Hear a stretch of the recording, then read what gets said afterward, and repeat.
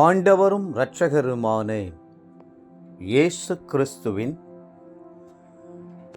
ஈடு இணையற்ற நாமத்தில் அன்றன்றுள்ள அப்பம் வாசகர்களுக்கு எங்கள் அன்பின் வாழ்த்துக்கள்.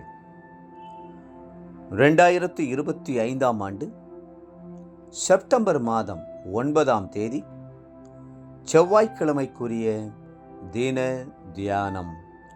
இன்றைய தலைப்பு பரிசுத்த ஆவியானவராகிய அக்கினி. லூக்கா 12:49 சொல்கிறது, பூமியின் மேல் அக்கினியை போட வந்தேன், அது இப்பொழுதே பற்றி எரிய வேண்டும் என்று விரும்புகிறேன். வேதத்தில் பல இடங்களில் பரிசுத்த ஆவியானவர் அக்கினிக்கு ஒப்பிடப்பட்டிருப்பதை நாம் வாசிக்கலாம். மேலே சொன்ன வசனத்திலே, நான் பூமியின் மேல் அக்கினியை போட வந்தேன், பரிசுத்த ஆவியின் அபிஷேகத்தை ஊற்றும்படி வந்தேன், அந்த அக்கினி கொழுந்துவிட்டு எரிய வேண்டும் என்று விரும்புகிறேன் என்று தன் இருதய துடிப்பை, வாஞ்சையை, தாகத்தை வெளிப்படுத்துகிறார். இயேசு கிறிஸ்து பாவிகளை ரட்சிக்க வந்தார் என்பதும், இழந்து போனதை தேடும்படி வந்தார் என்பதும், பிசாசின் கிரியைகளை அழிக்கும்படி உலகத்திற்கு வந்தார் என்பதும் நம் எல்லாருக்கும் தெரியும். ஆனால் எல்லா காரணங்களை பார்க்கிலும் இந்த இடத்தில் மிக முக்கியமான ஒரு காரணத்தை இயேசு வெளிப்படுத்துகிறார். பூமியின் மேல் அக்கினியை போட வந்தேன் என்று அவர் சொல்லுகிறார். பரிசுத்த ஆவியையே அவர் அக்கினி என்று குறிப்பிடுகிறார். என்னுடைய ஜனங்கள் அக்கினியாய் ஜீவிக்க வேண்டும், பாவம் நெருங்காதபடி, சோதனைகள் மேற்கொள்ளாதபடி அவர்கள் அக்கினியாய் வாழ வேண்டும், சத்துருவனுடைய சகல வல்லமைகளையும் சுட்டெரிக்கிற, பட்சிக்கிற அக்கினியாய் விளங்க வேண்டும் என்பதே கிறிஸ்துவின் வாஞ்சை. உங்களுடைய வாஞ்சை என்ன? ஆண்டவருக்காக எரிந்து பிரகாசிக்கவும், ஆண்டவருடைய கரங்களிலே வல்லமையான பாத்திரங்களாக ஜொலிக்கவும், கர்த்தருடைய ஊழியத்தில் தீவிரமாய் செல்லவும் விரும்புகிறீர்களா?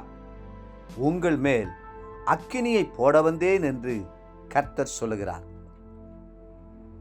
பழைய ஏற்பாட்டு மற்றும் புதிய ஏற்பாட்டு பரிசுத்தவான்களுடைய வாழ்க்கை வரலாறுகளை வாசித்து பாருங்கள்.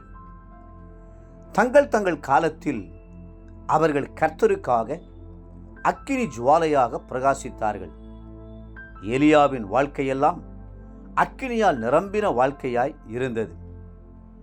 அவர் உள்ளத்தில் பக்தி வைராக்கியத்தின் அக்கினி எரிந்து கொண்டிருந்தபடியால் பாகால் தீர்க்கதரிசிகளை தனியே எதிர்த்து நின்றார்.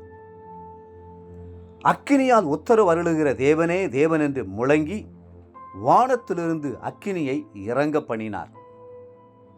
அக்கினி அபிஷேகத்தால் எல்லா இஸ்ரவேலுடைய இருதயத்தையும் கர்த்தருடைய பக்கமாய் திருப்பிவிட்டார்.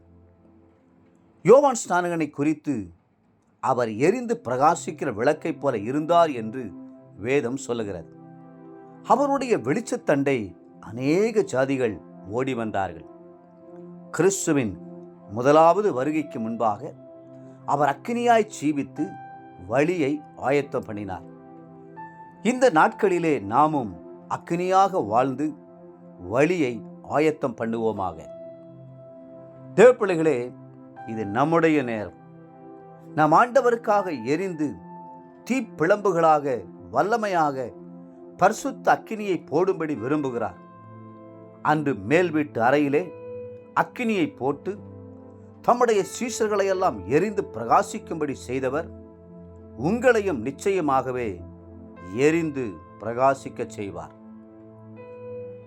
இன்றைய நினைவிற்கு லூக்கா 24:49, உன்னதத்திலிருந்து வரும் பெலனால் தரிப்பிக்கப்படும் வரைக்கும் எருசலேம் நகரத்தில் இருங்கள்.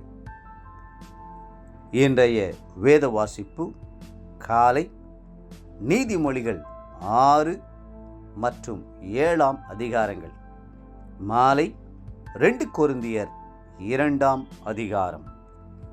அன்புக்குரிய அன்றன்றுள்ளப்பும் வாசகர்களே, மீண்டும் உங்களை வாழ்த்துகிறோம். தேவனுக்கென்று அக்கினியாய் எழும்பி பிரகாசியுங்கள். கர்த்ததாமே உங்களை ஆசீர்வதித்து மென்மேலும் உயர்த்துவாராக. ஆமென். ஆமென்.